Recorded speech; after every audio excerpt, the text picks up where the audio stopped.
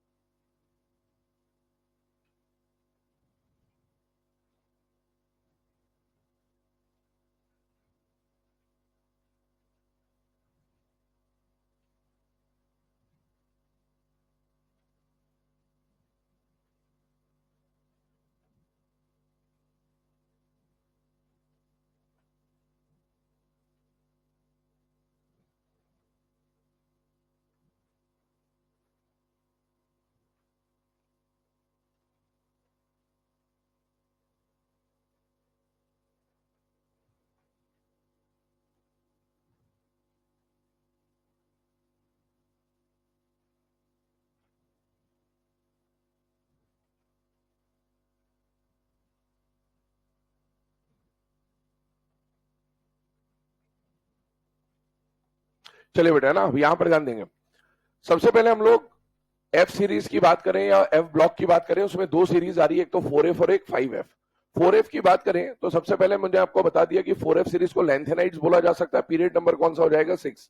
Atomic number start होगा 58 से, and कहां पर होगा? 71 पे। तो पहले तो इसको याद करने का तरीका क्या हो सकता है उसके ऊपर बात कर लेते हैं। आई होप तरीका इसका भी पता होगा सभी को। सिर पर नदियां प्रेम की समाई, ठीक है, फिर से सुन लेना, सिर पर नदियां प्रेम की समाई। देखो 4F और 5F की जब हम बात करेंगे, इवन आगे भी जाके हमको एफ ब्लॉक के बारे में बहुत सारी चीजें पढ़नी होती है हमारे सिलेबस में। 4F और 5F में से ज्यादातर मतलब 90% ऑफ द टाइम क्वेश्चन आने की प्रोबेबिलिटी 4F से होगी, चाहे कुछ भी आप पढ़ोगे पूरे सिलेबस में। जैसा 4F में पढ़ते हैं लगभग वैसे ही आप 5F में पढ़ोगे, लेकिन मोस्टली जो क्वेश्चन फ्रेम होते हैं वो 4F से होते हैं, क्योंकि 5F के एलिमेंट्स भयंकर रेडियो एक्टिव होते हैं, भयंकर रेडियो एक्टिव होते हैं, और इतने ज्यादा रेडियो एक्टिव होते हैं कि इनका हाफ लाइफ पीरियड मिनट्स में होता है। और अगर हाफ लाइफ पीरियड मिनट्स में है तो इनकी प्रॉपर्टी उतनी अच्छी तरीके से डिटरमाइन कर पाना पॉसिबल नहीं होता। तो इसीलिए हमें फोकस मेनली 4F पे रखना होता है।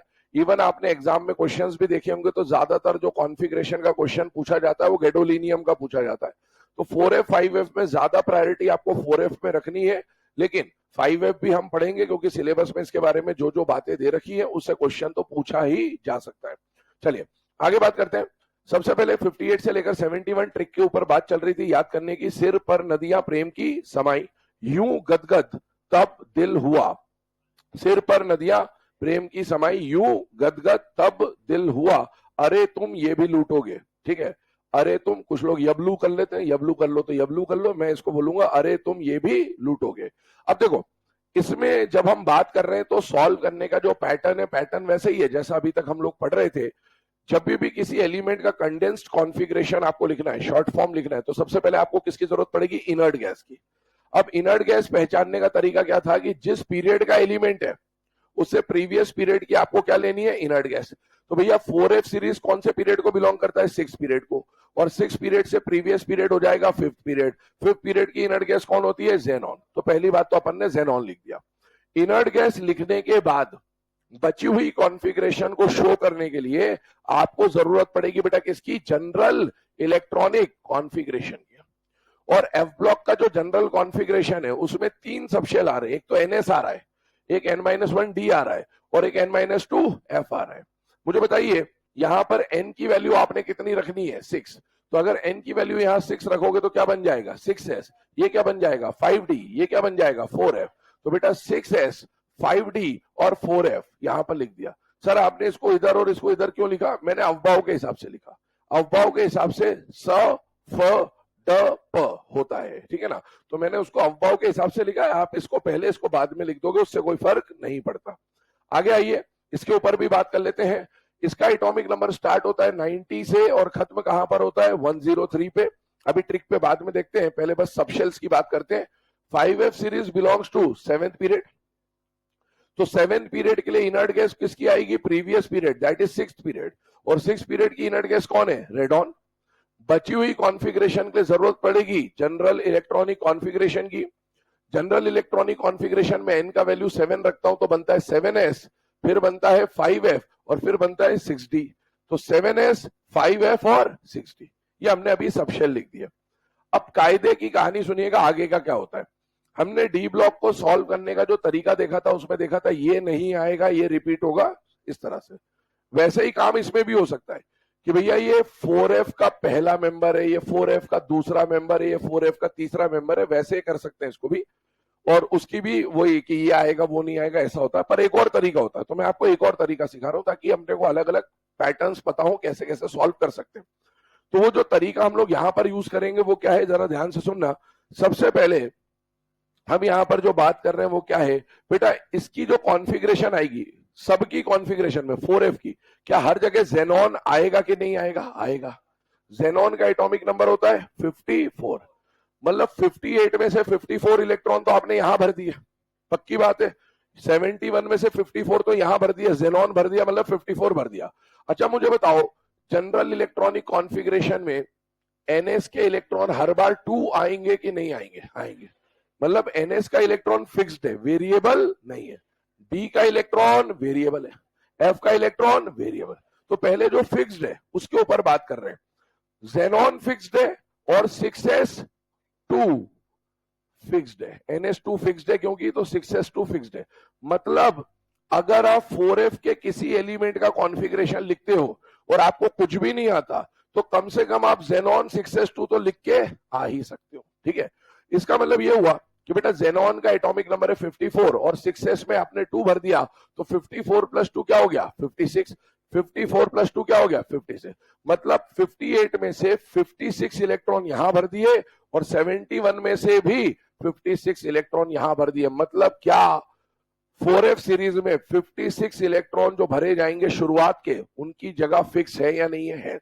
अब इसी को हम लोग बोलेंगे कि जब भी आपको 4f का कॉन्फ़िगरेशन लिखना है, किसका कॉन्फ़िगरेशन लिखना है 4f का, तो 4f में एक तरीका है अब तक 56 भरो। मूवी देखी है सबने, नाना पाटेकर की मूवी का नाम है अब तक 56। अब देखो यहां पर हम बात करें क्या कहानी आ रही है, अब तक 56 भरो। अब तक 56 भरने का मतलब है कि 4f का कोई भी एलिमेंट आए तो आपको जेनॉन 6s2 तो उसके अंदर फिल करना ही करना है। तो सबसे पहले ध्यान देना, जब हम 4f सीरीज की बात कर रहे हैं तो एक डायलॉग हमारे दिमाग में होना चाहिए कि 4f में सबसे पहले क्या करना है, अब तक 56 भरना है। अब तक 56 भरने का मतलब जेनॉन 6s2 भरना है। इसी तरीके से अगर यहां बात करूं, ध्यान सुनिएगा, क्या यहां 7s2 आएगा ही आएगा, यस। रेडॉन का एटॉमिक नंबर बताओ क्या है 86, और 86 में 2 भर दिया तो कितना हो गया 88। मतलब यहां पर 88 इलेक्ट्रॉन, 90 में से 88 का कंडीशन बिल्कुल फिक्स है, 103 में से 88 का कंडीशन बिल्कुल फिक्स है। इसका मतलब 5f की जब मैं बात करूंगा तो ये जो डायलॉग अब तक 56 था ये हो जाएगा अब तक 88 भरो। और अब तक 88 भरो का मतलब क्या हो गया कि आपने रेडॉन और 7s2 तो फिल करना ही करना है। चेक करते जाइएगा।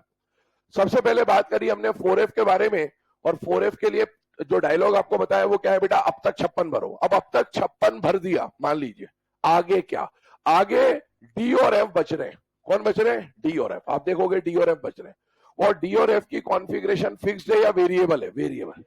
अब देखो क्या कहानी बन रही है, ध्यान से सुनना, पैटर्न को समझना। अब तक 56 भर दिए तो बेटा 58 में से कितने इलेक्ट्रॉन भर दिए 56, बचे कितने 2। अब वो जो 2 इलेक्ट्रॉन है वो डी और एफ में मिला के आएंगे। हो सकता है यहां 2 आ जाए, हो सकता है यहां 0 आ जाए, क्योंकि इसमें 0 1 में से कुछ भी हो सकता है। हो सकता है यहां 1 और यहां 1 आ जाए, कुछ भी हो सकता है। तो बेटा यहां पर बताइए अब तक 56 भरने के बाद कितने इलेक्ट्रॉन बच रहे हैं 2। अब तक 56 भरने के बाद कितने बच रहे हैं 3। अब तक 56 भरने के बाद 4 5 6 7 8 9 10, ऐसे करते करते यहां आएगा 15। अब तक 56 भर दो, 71 में से 56 माइनस करोगे तो कितने इलेक्ट्रॉन बचेंगे 15। मतलब एक पैटर्न आया कि अब तक 56 बनने के बाद 2 से लेकर 15 इलेक्ट्रॉन रिमेनिंग है। अब उन 2 से लेकर 15 इलेक्ट्रॉन को आपको मिला जुलाकर डी और एफ में भरना है। यहां पर आइए सेम पैटर्न मिलेगा। अब तक 88 भर दिया, अब तक 88 भरने के बाद कितने इलेक्ट्रॉन बचेंगे 2, कितने बचेंगे 3। 88 भरने के बाद कितने बचेंगे 15। तो दोनों जगह पैटर्न सेम आ रहा है रिमेनिंग इलेक्ट्रॉन का, कि अब तक 56 भरने के बाद 2 से लेकर 15 इलेक्ट्रॉन बच रहे हैं, और अब तक 88 भरने के बाद 2 से लेकर 15 इलेक्ट्रॉन बच रहे हैं, और 2 से 15 इलेक्ट्रॉन को आपको मिला जुलाकर डी और एफ में भरना है। अच्छा अब एक बात बताओ, डी में क्या क्या कॉन्फ़िगरेशन आ सकता है, 0 भी आ सकता है, और अगर मुझे यह पता है कि यहां पर 2 इलेक्ट्रॉन भरने हैं अभी इनमें, यहां पर 3 इलेक्ट्रॉन भरने हैं इनमें, और डी में अगर 0 या 1 दोनों आ सकते हैं, कुछ भी आ सकता है, वो कोई मुझे ये बता दे कि इनमें से किसके डी में 0 है और किसके डी में 1 है, तो क्या बचे हुए इलेक्ट्रॉन एफ में भर जाएंगे बेटा। यस। तो अब हमारा फोकस ये है कि डी में कहां पर 0 आएगा और डी में कहां पर 1 आएगा।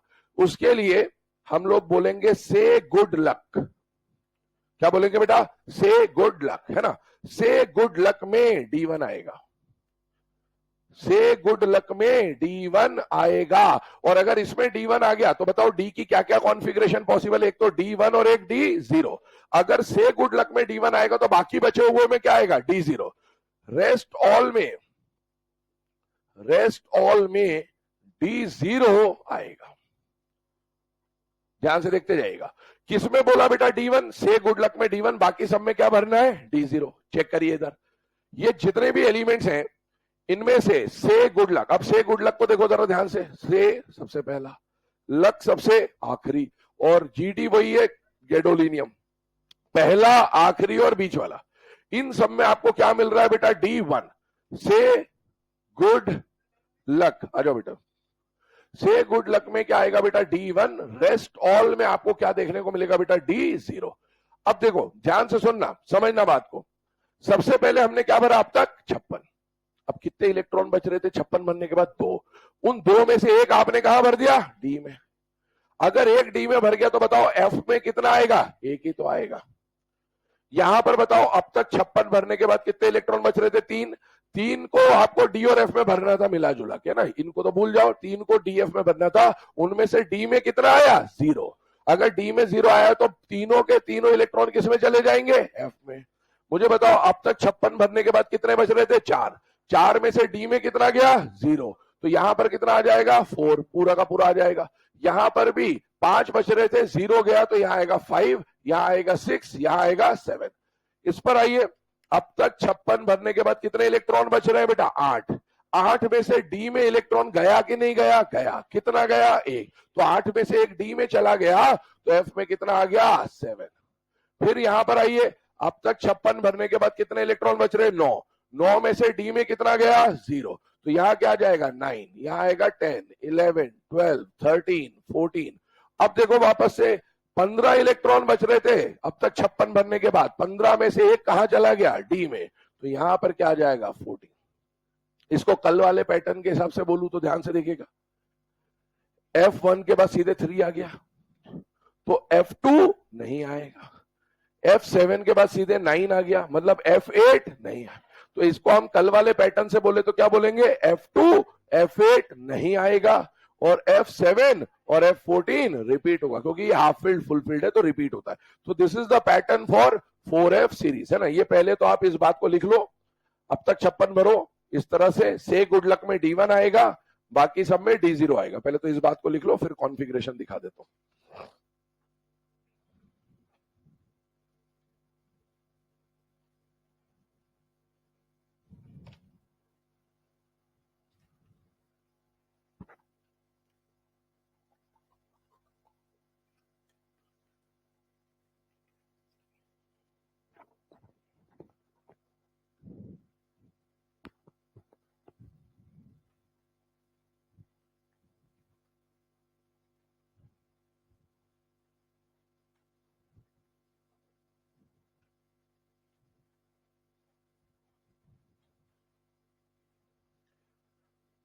चलिए ना, अब यहां पर देना 4F में ये सारी बातें लिखने के बाद 5F का भी बता ही देता हूं, तो एक साथ लिख लेना। देखो 5F में हम लोगों ने क्या भरा था कि भाई रेडॉन और 7s2 भरने का मतलब है हम लोगों ने क्या भर दिया बेटा अब तक 88, ठीक है। अभी इधर ध्यान देना, अब तक 88 भरने के बाद यहां पर भी 2 इलेक्ट्रॉन बच रहे और यहां पर भी 15 इलेक्ट्रॉन बच रहे, पैटर्न वही है, इधर ध्यान दीजिएगा। अब उन 2 से लेकर 15 इलेक्ट्रॉन को मिला जुला कर किस में भरना है बेटा D और F में।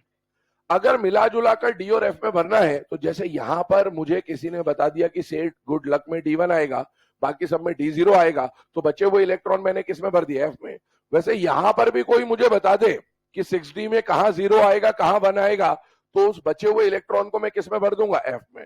तो जैसे यहां का ट्रिक हम लोगों ने क्या बोला बेटा, से गुड लक में D1 आएगा, वहां पर बात करते हैं, ध्यान सुनना। पवन, इसको कैसे रीड करोगे पवन, ठीक है ना, पवन इस तरह से रीड करेंगे, ध्यान से देख लीजिए, पवन लाइन से तीनों, है ना। पवन ने लोरी गाकर सिनेमा देखा, कौन सा सिनेमा देखा, 1D सिनेमा देखा, आजकल 3D सिनेमा भी चलता है ना, चश्मे लगा के मूवी देख लेते हैं अपन लोग, ठीक है ना। तो आइए ध्यान सुनेगा क्या तरीका है, ध्यान सुनेगा। पवन ने लोरी गाकर 1D सिनेमा देखा, इसका मतलब क्या है, पवन लोरी और सिनेमा पे फोकस करिए पहले तो पहले आइए इनको टिक मार्क कर लेते हैं। ये रहा पवन, लोरी और सिनेमा, देखिए ये रहा सिनेमा, और लोरी कहां पर है, ये रहा लास्ट एलिमेंट, है ना। तो पवन ने लोरी गाकर सिनेमा देखा, कौन सा सिनेमा देखा, 1D। अब 1D सिनेमा देखने का तात्पर्य आप लोग समझ गए होंगे कि इन सब के अंदर क्या आएगा D1। अच्छा, पवन एक आम आदमी है, क्या है? आम आदमी। ये है आम जिंदगी और एक है मेंटोस जिंदगी, ठीक है ना। तो पवन इज आम आदमी, पार्टी की बात नहीं कर रहा हूं, आम आदमी की बात कर रहा हूं, ठीक है। तो पवन एक आम आदमी है, लेकिन थाला को जानते हो? जानते हो कि नहीं जानते हो? सभी लोग जानते हो ना। कौन है थाला? धोनी को बोलते हैं थाला, है ना। अच्छा चलो, थाला जो मतलब सबके लिए ऑप्शन है, सबके हिसाब से है ना। जो थाला को जानते ठीक है, जो थाला को नहीं जानते हो थलाइवा को जानते होंगे। थलाइवा कौन है? रजनीकांत को बोलते हैं साउथ में थलाइवा, ठीक है ना। शाहरुख खान का गाना मत याद कर लेना, ठीक है। इसके अलावा थॉर को तो जानते ही होंगे।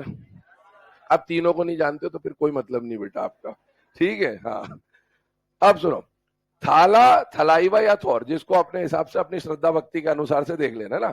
थाला हो, थलाइवा हो, थोर हो। अगर पवन एक आम आदमी है, अरे गड़बड़ हो गया भाई, यही तो फायदा है,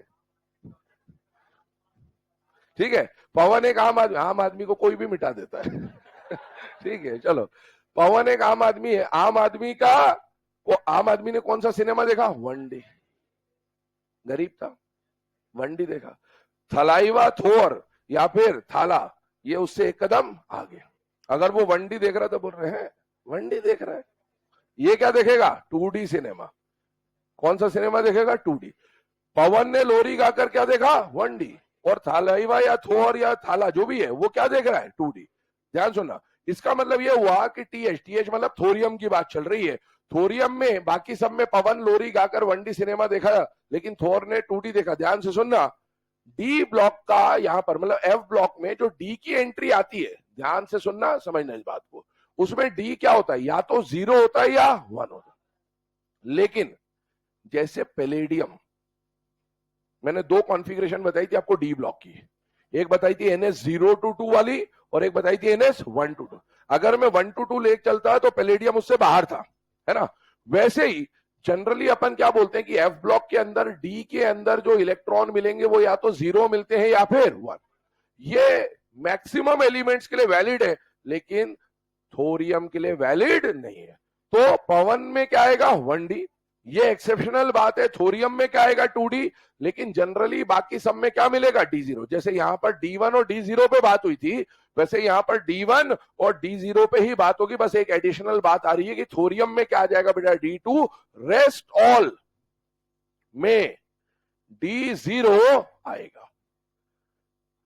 तो ध्यान से देखिएगा, सबसे पहले पवन ने लोरी गाकर 1D सिनेमा देखा, थाला ने कौन सा देखा बेटा? 2D। रेस्ट ऑल ने सिनेमा ही नहीं देखा, पढ़ाई कर रहे थे, ठीक है, तुम्हारी तरह। इधर आओ, यहां पर डिस्कशन करते हैं इसके ऊपर। सबसे पहले थलाइवा आ गया, इधर देखो ये पहले ही आ गया। इसने कौन सा देखा? 1D देखा कि 2D देखा? 2D। 2D देखा मतलब डी में कितने इलेक्ट्रॉन भर दो? 2। अच्छा मुझे बताओ, अब तक 88 भरने के बाद कितने इलेक्ट्रॉन बच रहे थे? 2। उन 2 को मिला जुला कर किस में भरना था? डी और एफ में। डी में ही दोनों चले गए तो एफ में क्या आ गया? 0। बाबा जी का ठुल्लू, है ना, कपिल शर्मा देखा होगा, पुराना है। तो अभी यहां पर क्या आ गया? 5F0। अब इसके ऊपर चर्चा करेंगे थोड़ी देर के बाद। जैसे कल हीलियम पे बात करी थी हमने कि हीलियम का लास्ट इलेक्ट्रॉन गया तो एस में था, लेकिन रखा पी ब्लॉक के ग्रुप 18 में। वैसी बात इस पे भी आएगी, थोड़ी देर के बाद करते हैं। यह आइए, पवन कौन सा सिनेमा देख रहा था? 1D सिनेमा आ गया, 1D। और लोरी में भी आ गया 1D। रेस्ट ऑल में क्या आ जाएगा? D0। तो रेस्ट ऑल में भर दीजिए D0। अब याद करिएगा, अब तक 88 भरने के बाद कितने इलेक्ट्रॉन बच रहे थे? 2 से लेकर 15। अब फोकस एस को भूल जाइए, डी और एफ पे रखिए। 2 में से दोनों इलेक्ट्रॉन यहां आ गए तो यहां क्या बचा? 0। 3 में से एक यहां आ गया तो यहां क्या आ जाएगा? 2। 4 में से एक यहां आ गया तो यहां क्या बचेगा? 3। 5 में से एक यहां आ गया तो यहां क्या बचेगा? 4। 6 में से यहां 0 गया तो यहां क्या आ जाएगा? 6। यहां पर क्या आ जाएगा? 7। यहां पर 8 में से एक इधर आ गया तो 7। 9 में से 0 यहां गया तो यहां 9। यहां 10, यहां 11, 12, 13, 14 और फिर से रिपीट हो जाएगा 14। ये इनके कॉन्फ़िगरेशन है। यहां पर ये एफ की कंडीशन है, पहले इसको लिख लो या पहले 4F लिखोगे? चलो इधर इसको लिख लो ना, वो लिख लेना लास्ट में, पहले ये कॉन्फ़िगरेशन से लिख लो।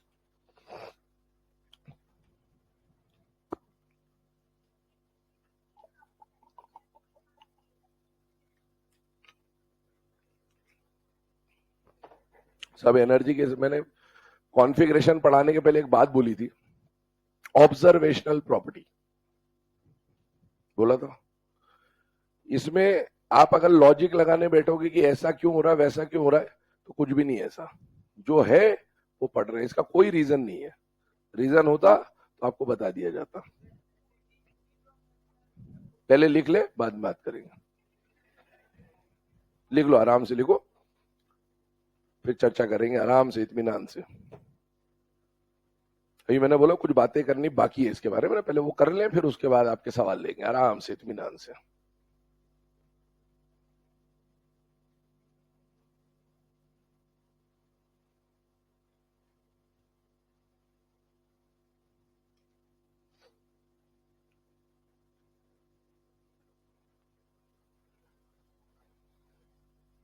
कॉन्फ़िगरेशन लिखते वक्त दिमाग में है ना डायलॉग्स रिपीट करते रहना। जैसे अब तक 56 भरा तो कितना बचा, 2 से लेकर 15 बचा, से गुड लक में D1 आएगा, बाकी सब में D0 आएगा। तो वो पैटर्न एक बार दिमाग में चलता रहना चाहिए ना, क्योंकि 14 टाइम्स आप एक सीरीज में लिख रहे हो, जितनी बार लिखोगे उतनी बार वो पैटर्न रिवाइज करोगे तो ऑटोमेटिकली याद हो जाएगा बेटा।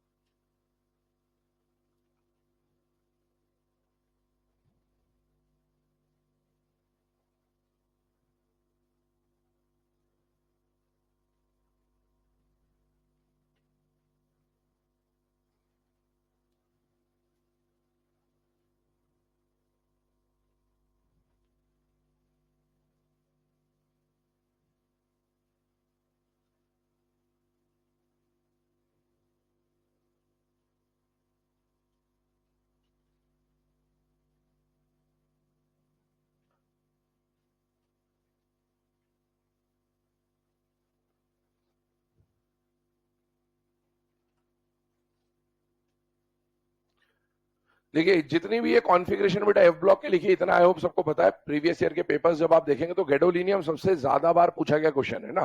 तो गैडोलिनियम का क्वेश्चन से गुड लक से भी हो जाएगा और आपको रटा हुआ होना चाहिए। एक और बात सुनना, गैडोलिनियम के जस्ट ऊपर और जस्ट नीचे वाले जो कॉन्फ़िगरेशन है वो भी इंपॉर्टेंट है। मतलब जितने भी आपको हाफ फील्ड या फुल फील्ड टाइप के कॉन्फ़िगरेशन दिख रहे हैं ना, इनके पूछे जाने की पॉसिबिलिटी सबसे ज्यादा होती है, ये बात ध्यान रखिएगा।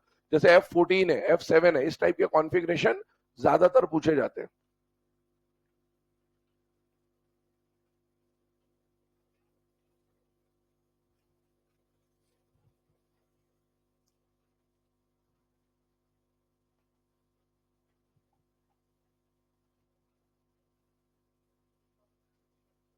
क्या ट्रिक अभी अगली स्लाइड पे आएगा, मत परेशान हो, पहले ये तो लिख लो।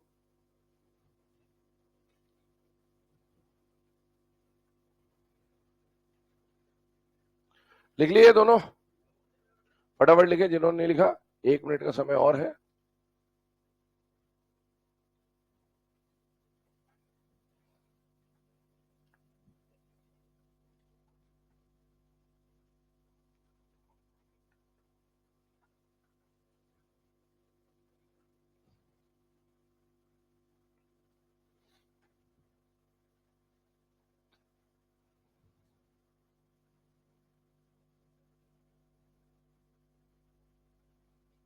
भैया वो 5F में रेडॉन 7s2 सब में आएगा, तो आप चाहो तो रेडॉन 7s2 एक बार लिख लो, बाकी जो डिफरेंट है वो पहले लिख लो। बाकी तो रेडॉन 7s2 तो छापने ही है सब में।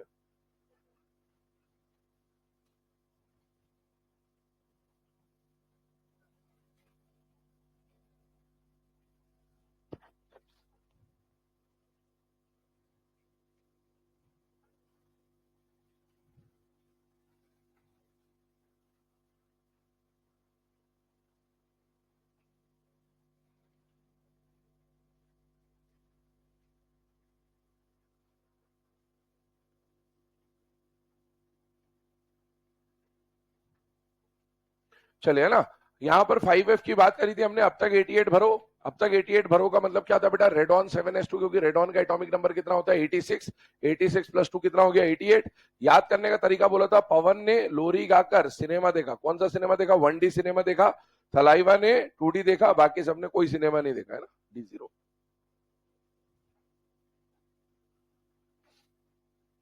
पवन ने लोरी गाकर या लोरी सुनकर, कुछ भी है ना, मतलब गाकर या सुनकर उसका कोई मतलब नहीं है। पवन ने लोरी गाकर 1D सिनेमा देखा, इसमें गाकर का कोई मीनिंग नहीं है ना, वो बस टर्म कंप्लीट कर रहे हैं, सेंटेंस कंप्लीट कर रहे हैं। थलाइवा ने 2D देखा, बाकी सब में D0, रेस्ट ऑल D0।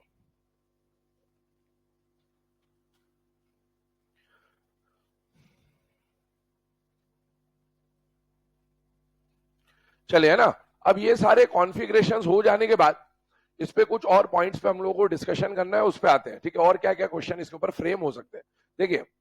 सबसे पहले जब हम अफबाउ रूल का सीक्वेंस देखते हैं तो सीक्वेंस के हिसाब से जेनॉन के बाद कौन आना चाहिए बेटा, सफडप। सफडप के अकॉर्डिंगली स, फ, ड और प।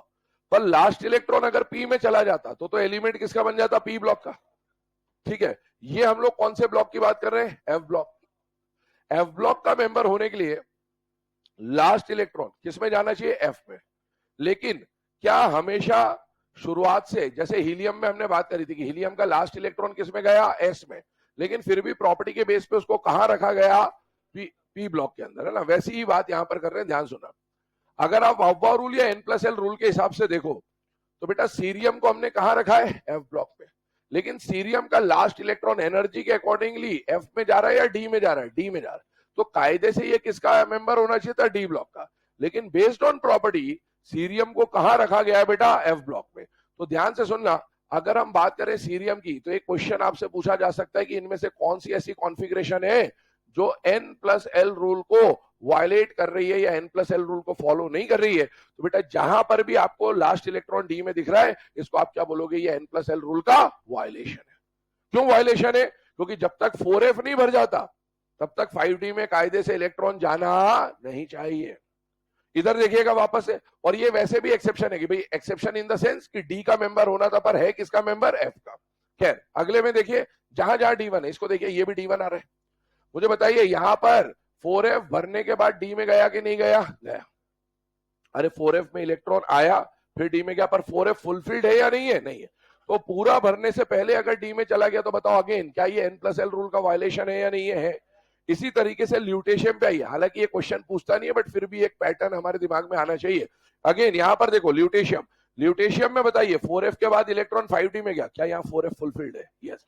तो ये N+L रूल का वायलेशन नहीं है। हाँ, बस इनमें वायलेशन क्या आ रहा है, वायलेशन ये आ रहा है कि कायदे से इनका लास्ट इलेक्ट्रॉन एफ में ही होना था, तभी ये एफ ब्लॉक के मेंबर होते, बट इसका लास्ट इलेक्ट्रॉन डी में गया, इसका लास्ट इलेक्ट्रॉन डी में गया, और इसका लास्ट इलेक्ट्रॉन डी में गया, इसीलिए इनको किसका मेंबर माना जाना चाहिए था, डी ब्लॉक का। लेकिन कहां रखा गया है, एफ ब्लॉक। तो इसको बस ब्लॉक क्लासिफिकेशन के एक्सेप्शंस मान सकते हैं। N+L रूल का ये वायलेशन हो सकता है, N+L रूल का ये वायलेशन होता है, 71 वायलेशन नहीं है, क्योंकि एफ भरने के बाद ही डी में गया। ठीक, आगे आइए। सेम कहानी यहां पर भी आप देख सकते हो। थोरियम के ऊपर मैंने बोला था कुछ चर्चा करनी हमें, उस पर आते हैं। मुझे बताइए यहां पर तो कम से कम एफ में इलेक्ट्रॉन तो था, यहां पर इसको किसका मेंबर माना गया, 5F का। इसके 5F में इलेक्ट्रॉन है भी या नहीं है, नहीं है। जब 5F में इलेक्ट्रॉन ही नहीं है फिर भी किसका मेंबर माना गया, 5F का, जबकि इसका लास्ट इलेक्ट्रॉन किस में जा रहा है, डी में। तो कायदे से ये भी किसका मेंबर बनना चाहिए था, डी ब्लॉक का। और 5F में तो इलेक्ट्रॉन नहीं है, फिर भी इसको 5F का मेंबर माना गया है। क्यों माना गया, कारण वही हीलियम वाला है, बेस्ड ऑन द प्रॉपर्टीज। क्या प्रॉपर्टीज, जैसे ये सब रेडियो एक्टिव है, थोरियम भी आप नाम से समझते होंगे रेडियो एक्टिव है ना। ये सब एक कॉमन स्टेट दिखाएंगे +3 वाली, थोरियम भी एक कॉमन स्टेट दिखाएगा +3 वाली, मतलब इसकी कई सारी चीजें इस ग्रुप से मैच होती है। भले इसका लास्ट इलेक्ट्रॉन 5F में नहीं है, then also it has been placed in 5F series, actinide series, ये कुछ अलग बात थी। ठीक है, तो मैंने आपको पहले बोला था कि जनरली ऐसा होता है कि लास्ट इलेक्ट्रॉन जहां जाएगा वहां पर है, बट इसके 4-5 एलिमेंट्स या 3-4 एलिमेंट एक्सेप्शन होते हैं। जैसे हीलियम पे हमने बात करी, थोरियम आपको क्लियरली दिख रहा है, यहां पर भी एक्सेप्शन की तरह आप ट्रीट कर सकते हैं। तो ये एक और क्वेश्चन इसके ऊपर फ्रेम हो सकता है। अब आगे बढ़ते हैं। क्या पूछ रहा था भाई,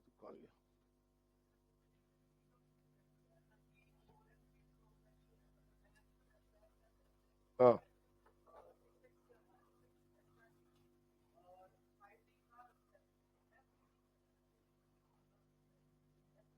शेल भी तो देखना है। जैसे जैसे शेल नंबर बढ़ते हैं एनर्जी का गैप थोड़ा थोड़ा कम होता है।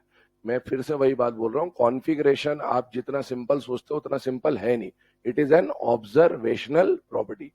जैसे यहां पर अभी देखो होता क्या है, हर चीज का रीजन अलग मिलेगा। अगर हर चीज का एक ही रीजन हो तो रीजन बताने का कोई फायदा है? आप मेरे से पूछोगे क्रोमियम कॉपर में ऐसा क्यों हुआ, 11वीं से आपको क्या सिखा दिया जाता है? Half field full field. आपके दिमाग में एक पिक्चर बन जाती है, हाफ फील्ड फुल फील्ड होने के लिए ऐसा होता है। ऐसा होता ही नहीं। अभी जैसे हम बात करें कि यहाँ 4F और 5D में से डी में क्यों चला गया, एफ में क्यों नहीं चला गया? हर चीज का रीजन ही अलग है, कोई मतलब ही नहीं उनको समझने से।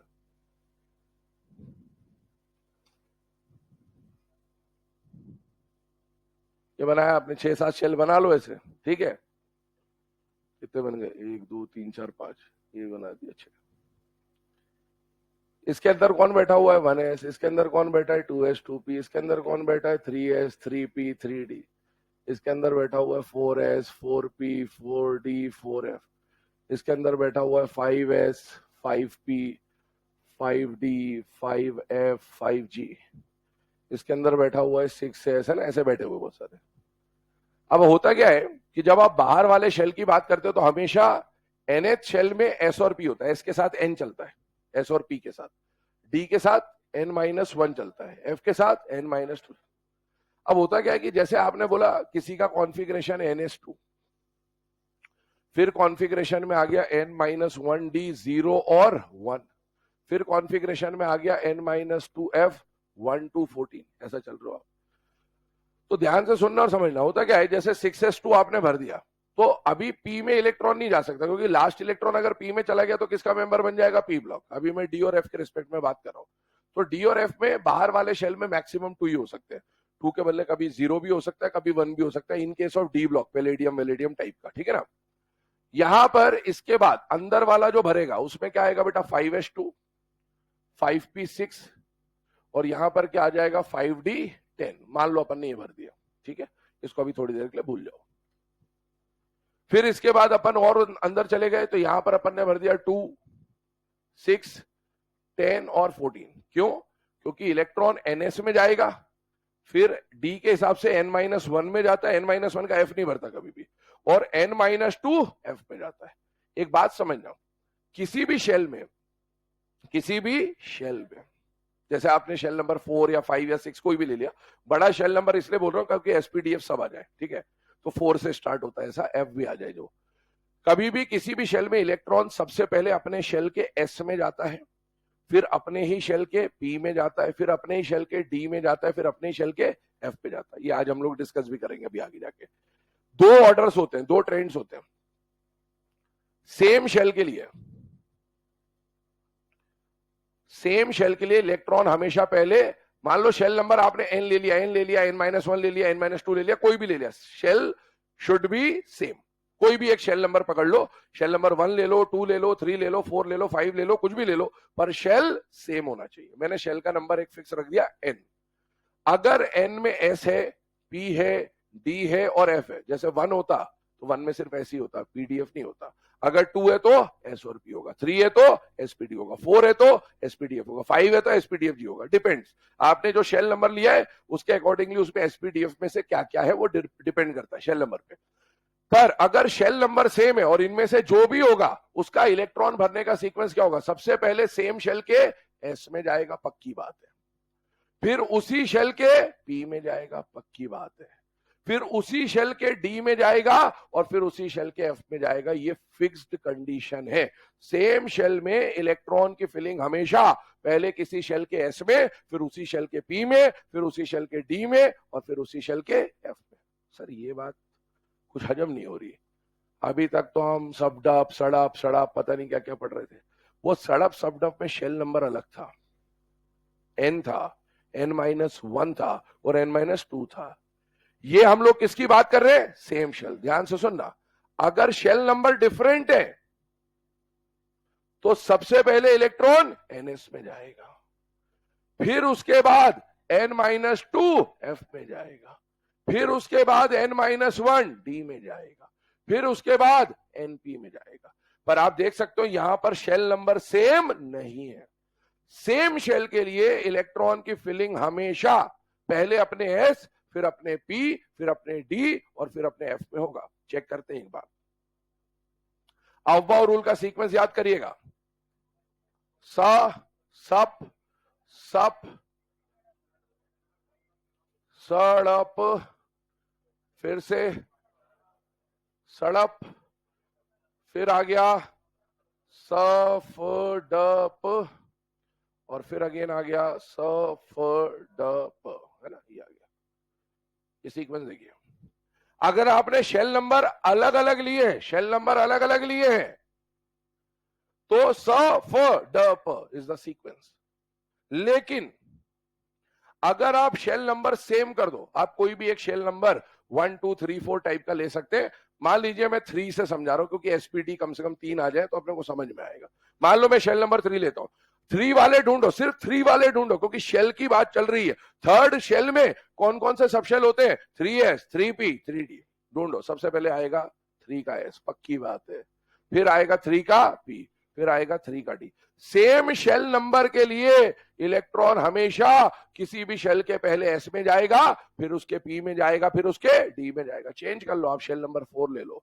4 लोगे तो 4 में spdf चारों होते हैं, तो पहले 4 का s ही भरेगा, फिर 4 का p ही भरेगा, फिर 4 का d ही भरेगा और फिर 4 का f भरेगा। फिक्स बात है, कोई चेंज नहीं आ सकता। हाँ, हो सकता है गैप कम ज्यादा हो, लेकिन भरेगा पहले 4 के s में, फिर 4 के p में, फिर 4 के d में और फिर 4 के f में।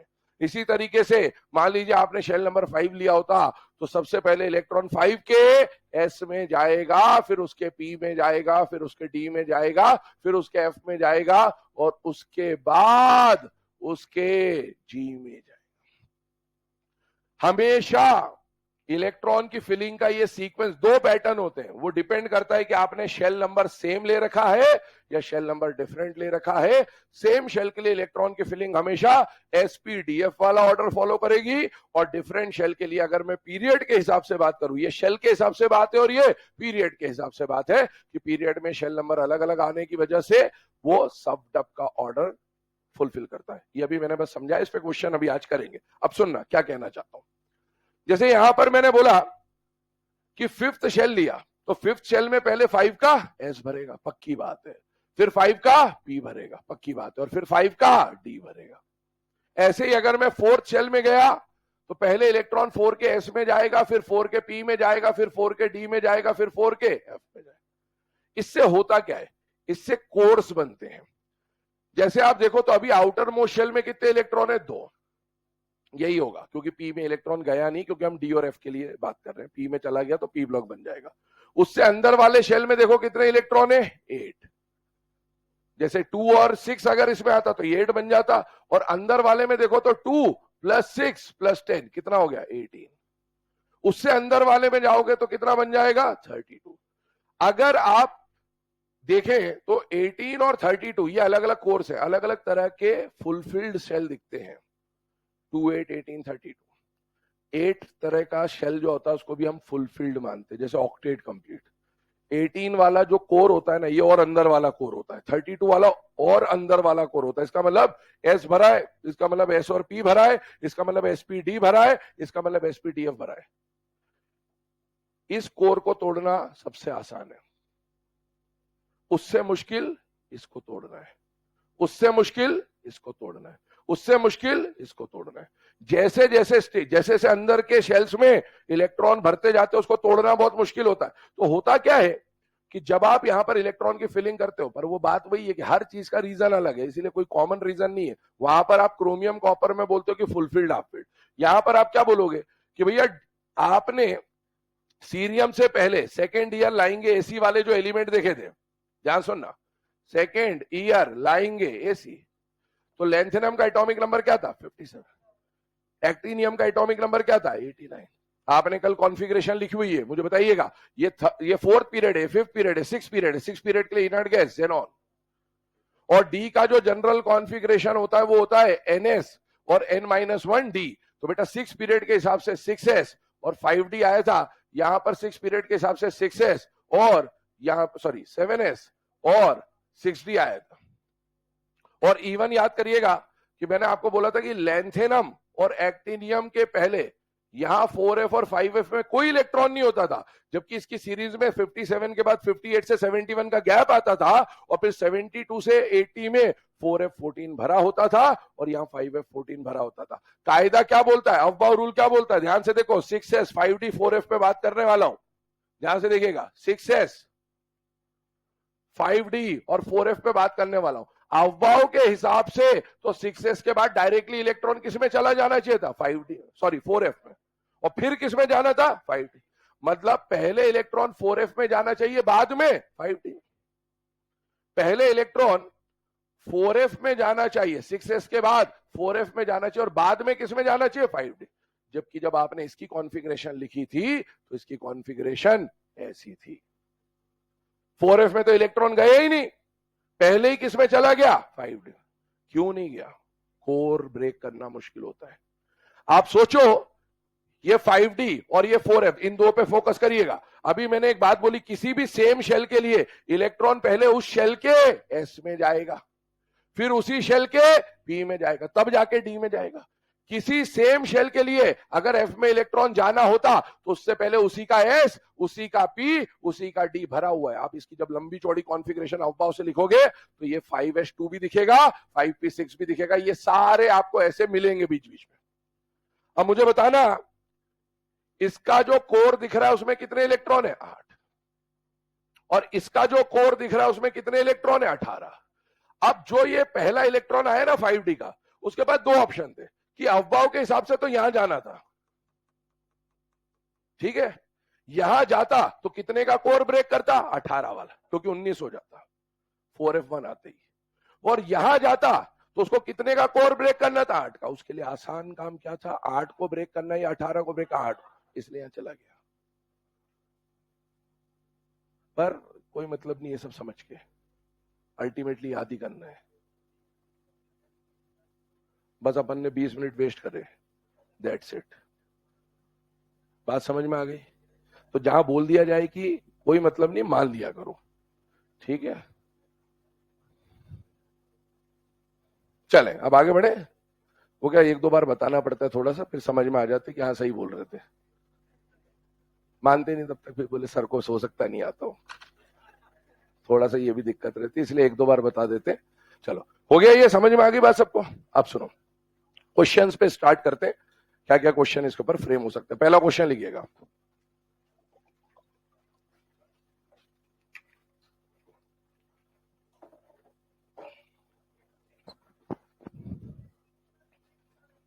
क्या बेटा,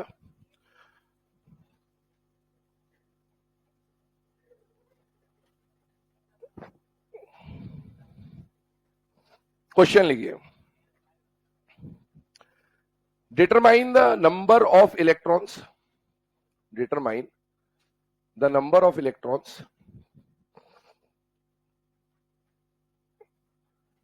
in penultimate shell, determine the number of electrons in penultimate shell of D block elements, penultimate shell of D block elements।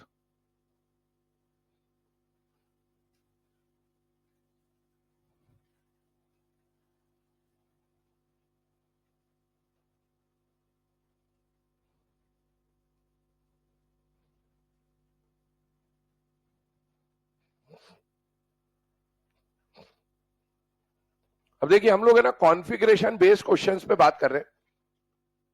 मैं आपको शुरुआत से एक बात बोल रहे आ रहा हूं कि कॉन्फ़िगरेशन के क्वेश्चंस जनरली बच्चे गलत करते हैं, जनरली, है ना। और उस जनरली गलत करने का कारण क्या होता है बेटा, हिडन कॉन्फ़िगरेशन। जैसे अभी इस क्वेश्चन पे बात करते हैं, पहले फिर आगे बढ़ते हैं, समझते हैं उसको। आपको बोला गया है कि आपको क्या बताना है, number of electrons in penultimate shell. अब क्वेश्चन पढ़ के कुछ ना कुछ क्वेश्चन में आपको गिवन तो है, तभी तो क्वेश्चन बना है। क्या गिवन है, सबसे पहले किसके ऊपर टारगेट कर रहे हैं, पेनल्टीमेट शेल में। क्या पेनल्टीमेट शेल का मीनिंग हम लोगों को पता है कि नहीं पता है, पता है। पेनल्टीमेट शेल, तीन तरह के शेल पे हमने जनरली बात करी थी, एन, n-1 और n-2। एन को क्या बोलते हैं? Outer most. पेनल्टीमेट किसको बोलते हैं? n-1। तो ये अभी क्वेश्चन में इसने आपको हिंट दे दिया कि आपका फोकस कौन से शेल पे होना चाहिए? n-1 पे। और n-1 पे फोकस तो रखना है, लेकिन किसके n-1 पे? तो आगे दिया हुआ डी ब्लॉक। हो सकता है वो कोई एलिमेंट दे देता कि भैया थोरियम के n-1 पे फोकस करो, हो सकता है वो बोलता पैलेडियम के n-1 पे फोकस करो, पर उसने यहां पर कोई एलिमेंट नहीं दिया, उसने पूरे ब्लॉक को लपेट दिया। कौन सा ब्लॉक लपेट दिया? D block. तो हमें ये समझ में आना चाहिए कि अभी हमारा फोकस पूरे के पूरे डी ब्लॉक पे होना चाहिए। क्या डी ब्लॉक की जनरल कॉन्फ़िगरेशन हम लोगों को आती है? यस। डी ब्लॉक का जनरल कॉन्फ़िगरेशन n है 0 to 2, n-1, d 1 to 10। क्यों लिखा सर ये इसलिए लिखा कि जब तक कॉन्फ़िगरेशन नहीं लिखोगे तो शेल में कितने इलेक्ट्रॉन है पता कैसे चलेंगे? जैसे मैं आपसे पूछूं कि सोडियम के पी में कितने इलेक्ट्रॉन, तो कॉन्फ़िगरेशन तो लिखनी पड़ेगी, तभी तो बता पाएंगे। या तो डायरेक्टली आता हो या लिख के बताएंगे, तो हम तो पैटर्न समझ रहे हैं। तो हमने डी ब्लॉक का कॉन्फ़िगरेशन लिखा, और इस कॉन्फ़िगरेशन में हमारा फोकस कौन से शेल पे जाना है? पेनल्टीमेट शेल, क्योंकि इसी के बारे में पूछा गया है क्या ये पेनल्टीमेट शेल है या नहीं है। और आपसे पूछा गया कि पेनल्टीमेट शेल में कितने इलेक्ट्रॉन है, तो हमारे को क्लियर आंसर दिख रहा है। क्या आ रहा है आंसर? 1 to 10, जो कि गलत है। ठीक है, मैं बता रहा हूं, जो कि गलत है। मैंने आपको पहले भी बोला, फिर से बोल रहा हूं, इनऑर्गेनिक केमिस्ट्री ऐसा सब्जेक्ट है, दिखा दिखा के गलत करेंगे। आपको कॉन्फ़िगरेशन लिख के देगा और बोलेगा बताओ इसके डी में कितने इलेक्ट्रॉन है, इसके n-1 के अंदर कितने इलेक्ट्रॉन है। आपको दिखेगा 1 to, लिखा हुआ जो रहता है ना, उसका इंप्रेशन फटाक से पड़ता दिमाग में, यही लिखा हुआ 1 to 10 लिखा, खट से टिक कर आ गए। ठीक है, अब सुनो, ध्यान से सुनिएगा। आपको पेनल्टीमेट शेल के बारे में पूछा गया। किसके बारे में पूछा गया? ये जो डी दिख रहा है n-1 का, ये तो सबशेल है, ये डी सबशेल है, एसपीडीएफ सबशेल होते हैं, शेल पूछा है। अभी मैंने एक बात बोली आपको, किसी भी शेल के लिए, जो अभी समझा रहा था थोड़ी देर पहले, किसी भी शेल के लिए, सेम शेल के लिए इलेक्ट्रॉन की एंट्री, अगर शेल नंबर एन लिया, कुछ भी लिया, किसी भी शेल में इलेक्ट्रॉन सबसे पहले उसके एस में जाएगा, फिर उसी के पी में जाए, फिर उसके डी में जाए, फिर उसके एफ में जाए। ये समझा भी दिया मैंने, इसलिए डायरेक्टली यूज कर रहा हूं ना। मैंने आपको कॉन्फ़िगरेशन लिख के बता दिया था कि भाई यहां पर आप देखोगे तो पहले किसी के एस में जाएगा, फिर पी में जाएगा, फिर डी में जाएगा, एंड सो ऑन। तो ध्यान सुनना, किसी भी शेल में इलेक्ट्रॉन सबसे पहले उसके एस, फिर उसके पी, फिर उसके डी और फिर उसके एफ में जाता है। इसका मतलब क्या हुआ? इसका मतलब यह हुआ कि आपको यहां पर जो n-1d दिखा रखा है ना, ये हिडन कॉन्फ़िगरेशन, ये कंडेंस्ड फॉर्म है बेटा। इसका मतलब क्या होता है? ध्यान से सुनना, आपको इस कॉन्फ़िगरेशन में कितने शेल दिख रहे हैं? 2 शेल दिख रहे हैं। शेल नंबर कौन कौन सा? एक तो n दिख रहा है और एक n-।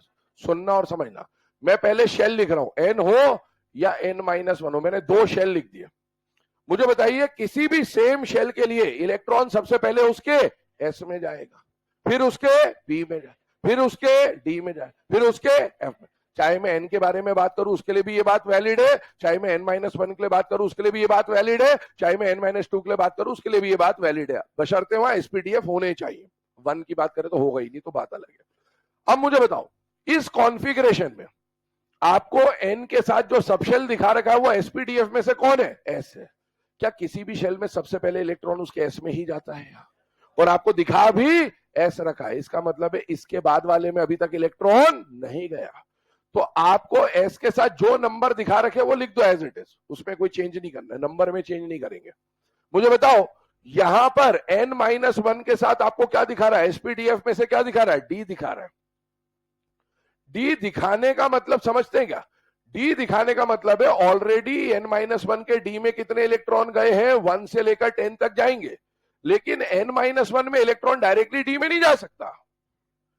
सेम शेल में इलेक्ट्रॉन सबसे पहले उस शेल के एस में भरेगा, फिर उसी शेल के पी में भरेगा, तब जाके उसके डी या एफ में इलेक्ट्रॉन जाएगा। इसका लिखने का मतलब यह है कि ये ऑलरेडी उसके अंदर बैठे हुए हैं।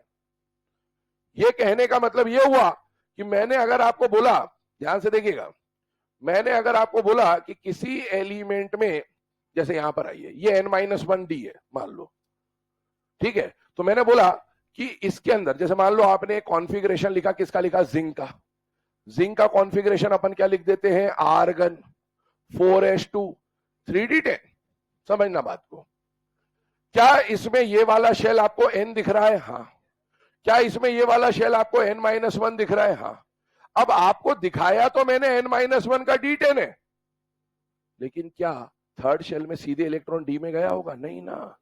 अंदर कॉन्फ़िगरेशन के अंदर क्या 3 का H2 और 3 का P6 भी भरा हुआ बैठा हुआ है? हाँ बैठा हुआ।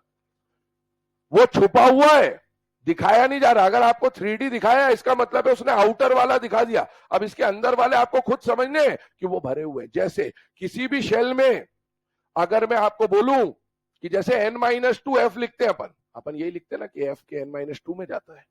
इसका मतलब क्या होता है कि n-2 में f में 1 से 14 इलेक्ट्रॉन जाते हैं। इसका मतलब ये नहीं कि n-2 में सिर्फ f में जाते, नहीं। f में जाने का तात्पर्य ये है कि n-2 के f में इलेक्ट्रॉन जाने के पहले n-2 का s, n-2 का p और n-2 का d भरा बैठा हुआ है पहले से ही। पर इतनी लंबी कॉन्फ़िगरेशन लिखते तो फिर अबव क्यों नहीं लिख देते? फिर अपन ने कंडेंस पढ़ा ही क्यों था? इसीलिए हम लोग सिर्फ कंडेंस फॉर्म में जो लास्ट वाला होता है उसको दिखा देते हैं। उससे पहला वाला आपको समझना है कि अंदर भरा हुआ है। तो अब आपको यहां पर एक स्टेटमेंट लिखना है नोट बना के। किसी भी सेम शेल में इलेक्ट्रॉन फिलिंग का ऑर्डर, किसी भी सेम शेल में इलेक्ट्रॉन फिलिंग का ऑर्डर,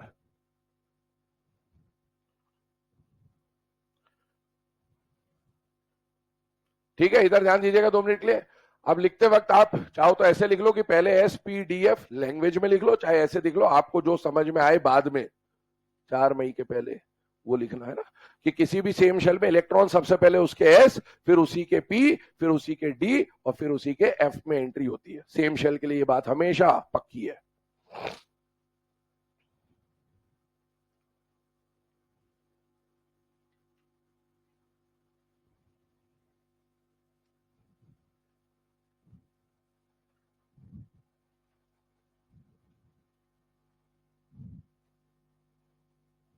ठीक है।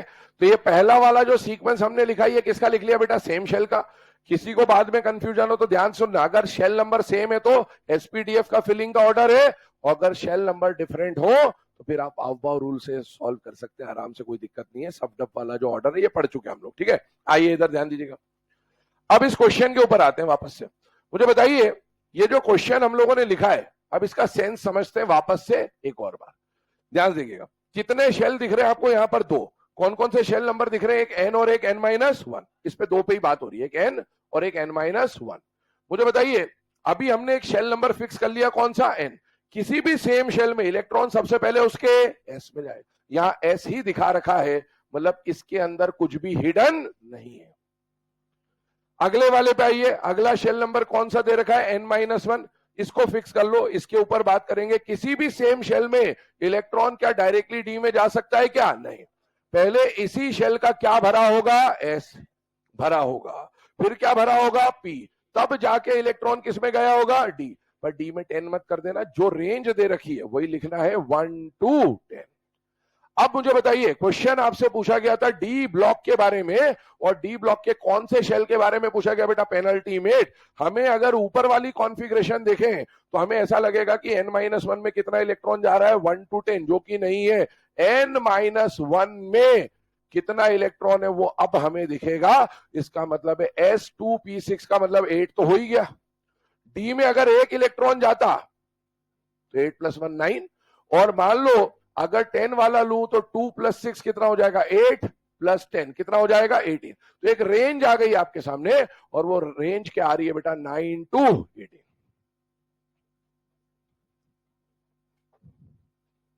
अभी लिखते जाइए ना, इसमें और परत दर परत चीजों को क्लियर करते हुए चलेंगे। कॉन्फ़िगरेशन का ऐसा है ना कि मतलब आपको लगेगा बस आता है, हमको आता कुछ भी नहीं आपको, है ना। यहीं पे खेल खाल के चला जाएगा, पड़े रहोगे एक साइड में।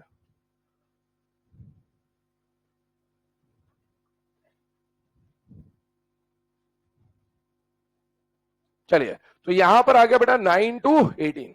अगले पॉइंट के ऊपर बात करता हूं, ध्यान सुनना। अगर मैं आपसे पूछूं डी ब्लॉक के लिए, क्वेश्चन लिखा नहीं रहा हूं, ओरली हम लोग डिस्कस कर रहे हैं, सारे क्वेश्चन लिखा नहीं सकते, टाइम नहीं होता इतना, बस बता दे रहा हूं। मान लो आपसे पूछता for d block elements number of electron in outer most shell. Outer most shell कहने का मतलब एनएच शेल। डी ब्लॉक के लिए एनएच शेल में कितने इलेक्ट्रॉन है? Range is 0 to 2। क्लियर दिख रहा है क्योंकि इसके अंदर कुछ हिडन नहीं है। अगला क्वेश्चन सुनिएगा। For d block elements number of electrons in S subshell of, अभी मैंने शेल बोला या सबशेल बोला? सबशेल। अभी तक हमारा क्वेश्चन शेल पे चल रहा था, पेनल्टीमेट शेल और आउटर मोस्ट शेल। अब मैं किस पे जा रहा हूं? सबशेल। सबशेल मतलब क्वेश्चन एसपीडीएफ से रिलेटेड आएगा, जो ये S2 है ना, ध्यान सुना।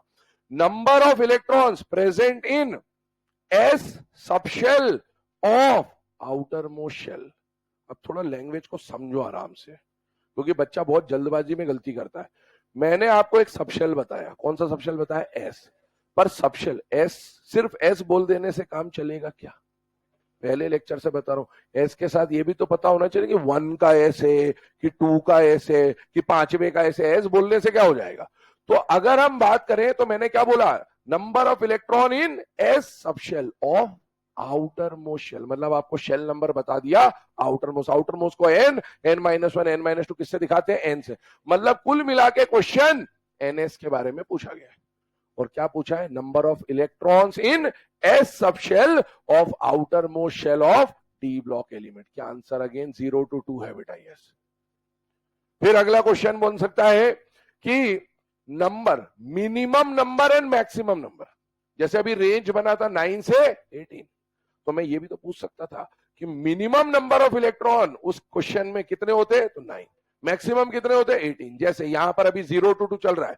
Minimum number of electron in S subshell of outer most shell of D block elements कितना हो सकता है? 0। Maximum number of electron in S subshell of outer most shell of D block element, answer is 2। आगे question सुनिएगा। Number of electrons in P subshell, कौन subshell? Of penultimate shell of D block elements. पक्की बात है। Number of electrons इन, या minimum बोल देता हूं या मैक्सिमम, चलो मैक्सिमम पे चलते हैं। Maximum number of electrons in d orbital of penultimate shell of D block elements.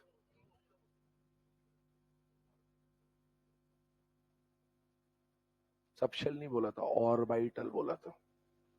एक डब्बे में मैक्सिमम, ऑर्बिटल बोल रहा है कि सबशेल बोल रहा है कि शेल बोल रहा है? बहुत इत्मीनान से सुने, बहुत इत्मीनान से पढ़े। मतलब शेल का सबशेल हो जाएगा, सबशेल का ऑर्बिटल हो जाएगा, और फिर उसके बाद आप जानते हैं कि क्या हो जाएगा। ठीक है, तो इसीलिए क्वेश्चन में ध्यान रखना कि शेल बोला है कि सबशेल बोला है कि ऑर्बिटल बोला है। ऑर्बिटल का मतलब एक डब्बा, एक डब्बे में 2 से ज्यादा नहीं आ सकते, बात पक्की। चलिए अब आगे बढ़ते हैं, थोड़ा और कुछ इस टाइप के क्वेश्चंस देखते हैं। क्वेश्चन नंबर 2 बोल रहा हूं, लिखिएगा। Determine the number of electrons in, determine the number of electrons in pre-penultimate shell, determine the number of electrons in pre-penultimate shell of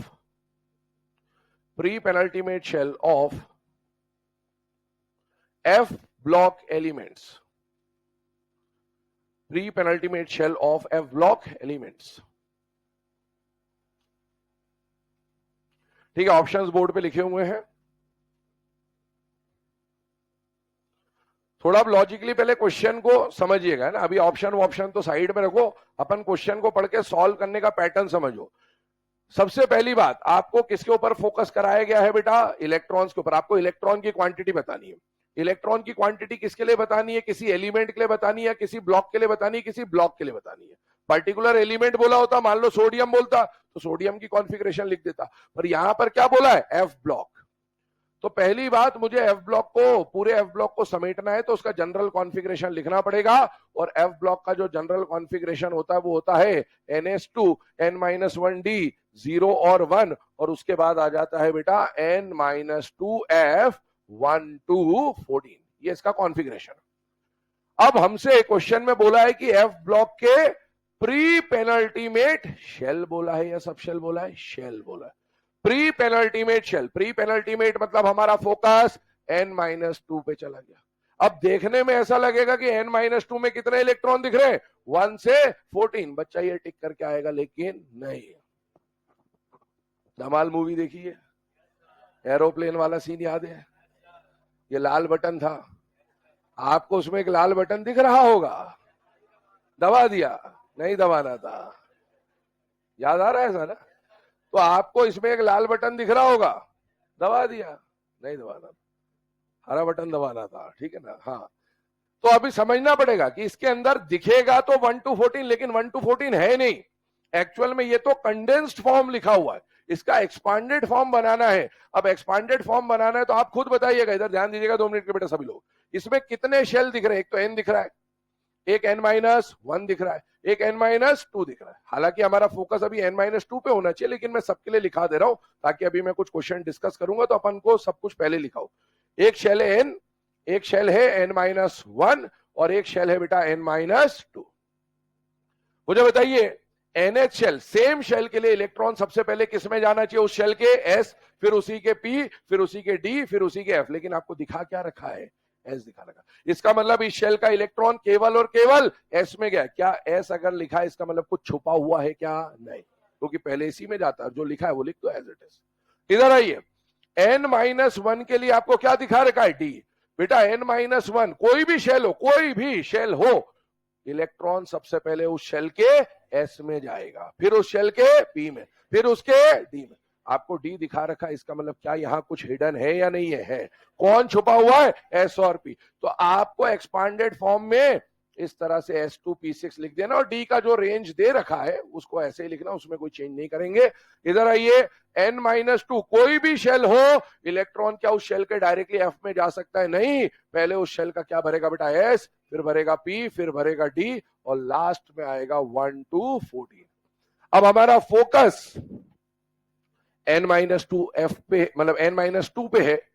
अब आपसे पूछा गया इसमें कितने इलेक्ट्रॉन है, तो बेटा 2 + 6 + 10, ये तो फिक्स है, 18 तो फिक्स है, ये तो आना ही था। अगर F में 1 गया तो 18 + 1 19, और अगर मैक्सिमम पे चले जाए तो 18 + 14 कितना हो जाएगा? 32। So the range will be 19 to 32।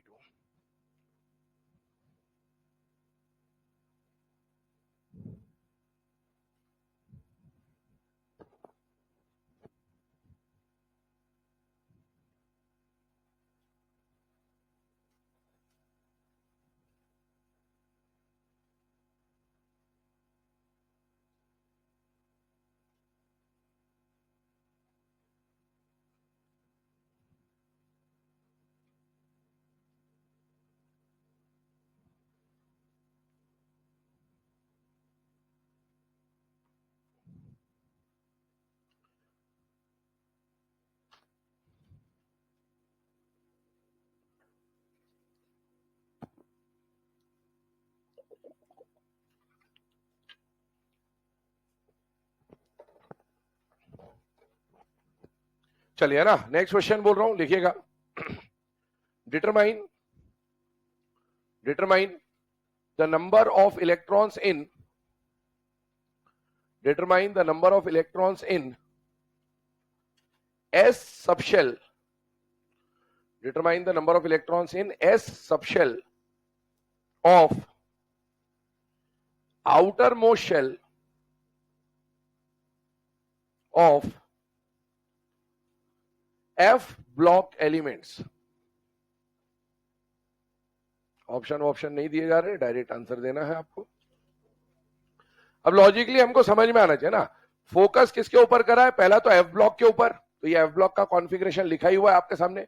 उसमें कौन से शेल के ऊपर फोकस करा है? Outer most shell. और आउटर मोस्ट शेल में सिर्फ शेल पूछा है या सब शेल पूछा है? सब शेल पूछा। कौन सा सब शेल पूछा है? एस। इसमें कुछ भी हिडन नहीं है, इसमें क्लियरली एक ही डेटा आएगा, और वो क्या होगा? 2। कोई रेंज वेंज नहीं है इसमें, सिर्फ हर केस में NH2 आएगा ही आएगा, तो आंसर इज 2। तो ऐसे क्वेश्चन फ्रेम किए जा सकते हैं, अभी मैंने शेल और सबशेल पे बात करी, एस सबशेल लिखाया, वो एसपीडीएफ में से किसी के भी बारे में पूछ सकता है आपसे। एक क्वेश्चन और चाहो तो लिख लो। Calculate the number of electrons in, calculate the number of D electrons, ऐसा लिखे, calculate the number of D electrons in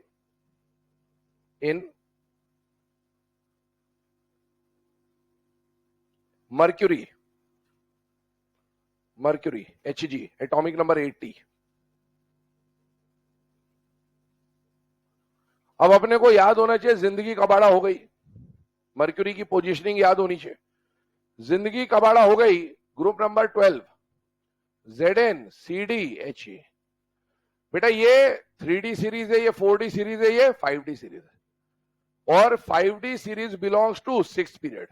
6th period के लिए इनर्ट गैस आएगी 5th पीरियड की, तो इसका जब आप कॉन्फ़िगरेशन लिखोगे तो आ जाएगा जेनॉन, एटॉमिक नंबर 80 है इसका, है ना, जेनॉन। उसके बाद क्या आ जाएगा 6s2, उसके बाद क्या आ जाएगा 5d10, इसका कॉन्फ़िगरेशन है। अब आपसे पूछा है number of D electrons in mercury, clearly answer दिख रहा है, कितना हो जाएगा 30।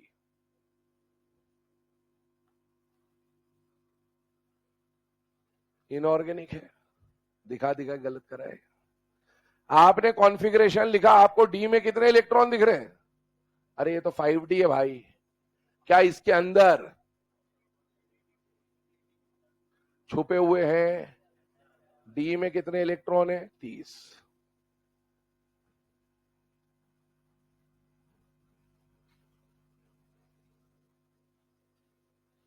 अब अगर इसी क्वेश्चन में मैं आपसे सिर्फ इतना पूछता कि number of 5d electrons in mercury, तब आंसर कितना हो जाता? 10, क्योंकि आपने 5d पे फोकस कर दिया। लेकिन अभी d पूछा है तो d का मतलब 3d 4d 5d, जिसके भी जितने इलेक्ट्रॉन है वो सारे आएंगे। तो बेटा 5d आने का मतलब है 3d 4d ऑलरेडी हिडन है, फुलफिल्ड है, तो आपका आंसर कितना हो जाएगा? 30। एक क्वेश्चन और लेते हैं इस टाइप का, लिखिएगा। Determine the number of F electrons, determine the number of F electrons in Lawrencium। इधर देखो, ये लास्ट में ये लिखा हुआ है कॉन्फ़िगरेशन, अभी आज ही पढ़ा इसलिए ये वाला एलिमेंट। Correct answer is 28। क्यों है? क्योंकि इसमें 5F तो दिख रहा है, लेकिन 5F से पहले क्या अंदर 4F भी छुपा होगा? हाँ, अब ये अपने को पता होना चाहिए कि अंदर 4F14 भी बैठा हुआ है, और तब जाके 5F14 आया होगा। तो 14 तो 5F के और 14 तो 4F के, तो टोटल 14 प्लस 14 कितने इलेक्ट्रॉन होगा बेटा? 28। तो ये इस तरह के क्वेश्चन पूछे जा सकते हैं। हिडन कॉन्फ़िगरेशन पे ध्यान रखना है। अब देखो हिडन पे और क्या क्वेश्चन फ्रेम हो सकते हैं, चलिए उसके ऊपर बढ़ते हैं। अभी तो हमने सिर्फ, है ना, बेसिकली ये वाले जो छोटे मोटे क्वेश्चन थे उस पर डिस्कस करा, इसी को आगे और बढ़ाते हैं। अगले क्वेश्चन के ऊपर मूव करते हैं। क्वेश्चन बोल रहा हूं, लिखिएगा। Determine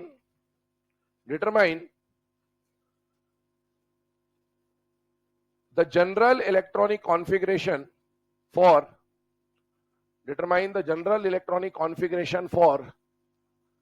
alkaline earth metals,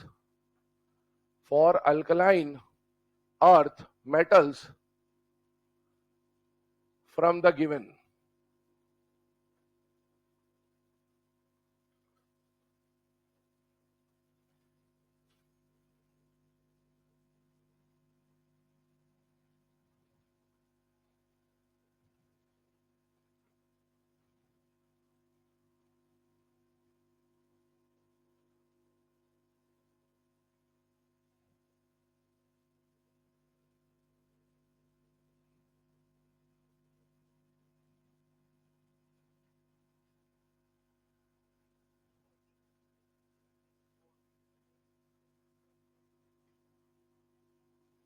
चार ऑप्शन आपके सामने हैं, लिख लें फटाफट इसको। अब इसमें से दो ऑप्शन तो हमारे बहुत क्लियरली एलिमिनेट हो जाने चाहिए, है ना, इतना तो सभी लोग कर ही लेंगे कि भाई आपको चार ऑप्शन दिए और किसके ऊपर फोकस करने को बोला है? Alkaline earth metal. अब मुझे ये बताओ, अल्कलाइन अर्थ मेटल कौन से ब्लॉक का मेंबर होता है एसपीडीएफ में से? S block. एस ब्लॉक में कितने ग्रुप है? 2। तो ग्रुप नंबर 1 पे बात हो रही है, 2 पे बात हो रही है? 2 पे। तो बेटा एस ब्लॉक का जो दूसरा ग्रुप है, इसके ऊपर हमारा फोकस है, जिसको हम लोग क्या बोलते हैं, अल्कलाइन अर्थ मेटल। ठीक है, जरा पीरियोडिक टेबल के डिजाइन पे फोकस करिएगा। अल्कलाइन अर्थ मेटल पे हमारे दो केसेस हैं, एक तो NH2 वाला भी केस बन सकता है, एक NH2 वाला, ये दोनों, मतलब बी और सी ऑप्शन तो एलिमिनेट हो गए। अगर अल्कली मेटल बोला होता तो NS1 पे हमारा फोकस हो सकता था, अल्कलाइन में हमारा फोकस किस पे आएगा, NH2। अब प्रॉब्लम ये है कि NH2 इसमें भी है, इसमें भी है। उसके अलावा इसमें से डिफरेंस आपको समझना है कि भैया कहां पर क्या होगा। एक बात बताओ, अगर इलेक्ट्रॉन N-1 डी में चला जाता है NS के बाद, NS 0 to 2 टाइप का, और उसके बाद N-1 डी में चला जाता है, तो वो एलिमेंट S ब्लॉक का होता है या D ब्लॉक का होता है, डी।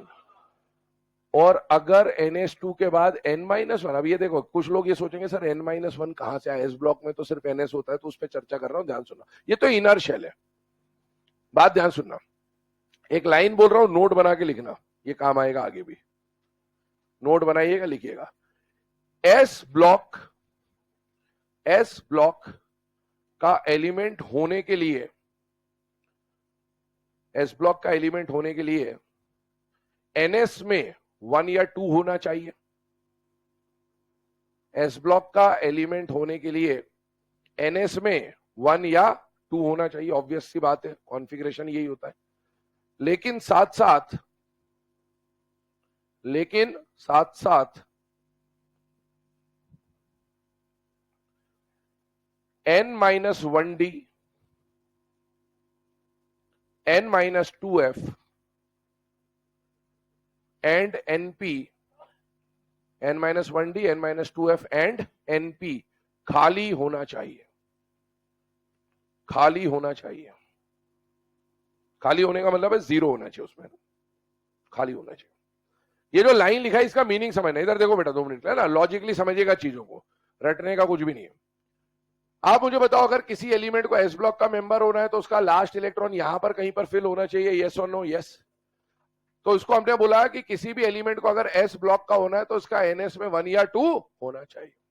लेकिन एक बात बताओ, अगर किसी एलिमेंट के NS में 1 या 2 है और साथ ही साथ उसके NP में इलेक्ट्रॉन चला गया, NS में 1 या 2 है और साथ साथ NP में चला गया, तो मुझे बताओ लास्ट इलेक्ट्रॉन S में जा रहा है या P में जा रहा है, P में जा रहा है।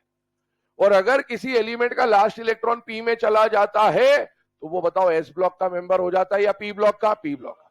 तो अगर उसको S ब्लॉक का होना है, एक एक करके समझते हैं, अगर उसको S ब्लॉक का होना है तो NP में इलेक्ट्रॉन जाना चाहिए या खाली होना चाहिए, खाली।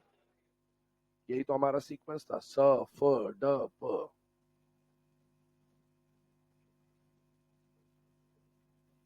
मुझे बताओ, इस सीक्वेंस को देखो, शुरू से पढ़ते हुए आ रहे हैं, अगर S ब्लॉक का एलिमेंट होना है तो NS में 1 या 2 होना चाहिए। लेकिन NS में 1 या 2 होने के साथ अगर इलेक्ट्रॉन N-2F में चला गया तो बताओ वो लास्ट इलेक्ट्रॉन होगा कि नहीं होगा, होगा। और अगर NS के बाद इलेक्ट्रॉन N-2F में चला जाता है तो वो एलिमेंट S ब्लॉक का नहीं कहलाएगा, F ब्लॉक का कहलाएगा। इसलिए क्या N-2F में इलेक्ट्रॉन होना चाहिए या खाली होना चाहिए, बेटा खाली। अच्छा मुझे बताओ, अगर NS के बाद इलेक्ट्रॉन कहीं ना कहीं N-1D में एंटर कर जाता है तो वो S ब्लॉक का एलिमेंट बनेगा या D ब्लॉक का बनेगा, D ब्लॉक का। तो अगर उसको S ब्लॉक का होना है तो N-1D में इलेक्ट्रॉन होना चाहिए या खाली होना चाहिए, खाली। और सिमिलरली अगर उसको S ब्लॉक का होना है तो ये भी तो खाली होना चाहिए, क्योंकि ये सब हायर एनर्जी को रिप्रेजेंट कर रहे हैं। अगर लास्ट इलेक्ट्रॉन इनमें से कहीं चला गया तो वो कौन से ब्लॉक का बन जाएगा, इधर गया तो F ब्लॉक, लास्ट इधर गया तो D ब्लॉक, लास्ट इधर गया तो P ब्लॉक। हमें चाहिए S ब्लॉक। S ब्लॉक के लिए NS में 1 या 2 होना चाहिए, लेकिन साथ साथ N-1D, N-2F और NP खाली होना चाहिए। सुनना बात को ध्यान से। मुझे बताओ, N-1D खाली बोला मैंने, ध्यान सुनिएगा।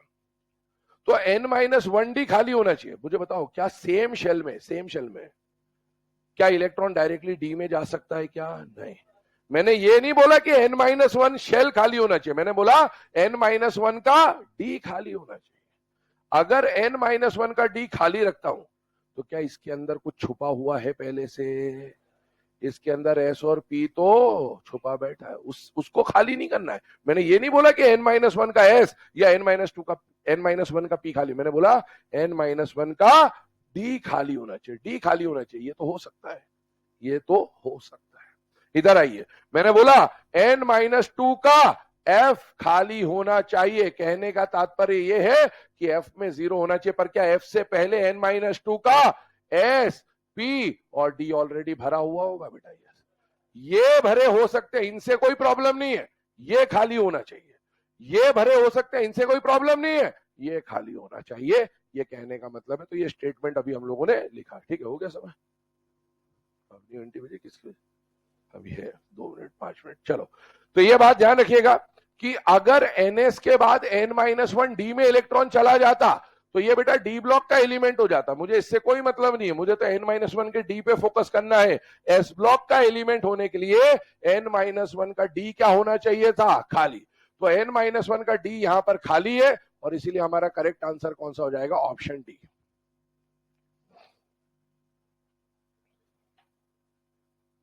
अगला क्वेश्चन बोल रहा हूं, लिखिएगा।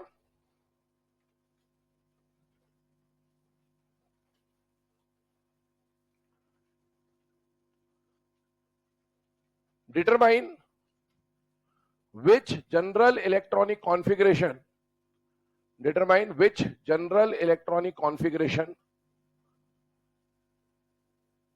represents main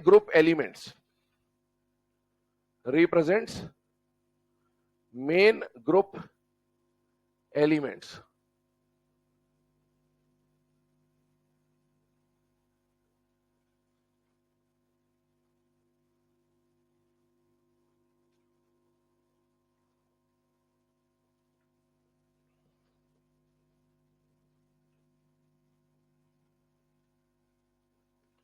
मेन ग्रुप कहने का मतलब है रिप्रेजेंटेटिव एलिमेंट्स या नॉर्मल एलिमेंट्स। ठीक है, ये 3 नाम होते हैं, 3 में से कुछ भी पूछा जा सकता है। मेन ग्रुप एलिमेंट्स बोल दे या नॉर्मल एलिमेंट्स बोल दे या फिर रिप्रेजेंटेटिव एलिमेंट्स बोल दे, सब एक ही टर्म है। अब देखो, मेन ग्रुप या नॉर्मल एलिमेंट या रिप्रेजेंटेटिव एलिमेंट क्या है, पहले तो वो जानकारी होनी चाहिए, उसके बाद इस क्वेश्चन के ऊपर आते हैं। तो सबसे पहली बात, मेन ग्रुप एलिमेंट्स किसको कहा जाता है? तो एस एंड पी ब्लॉक के जो एलिमेंट्स कंबाइंड होते हैं ना, combined elements of s and p block are known as main group.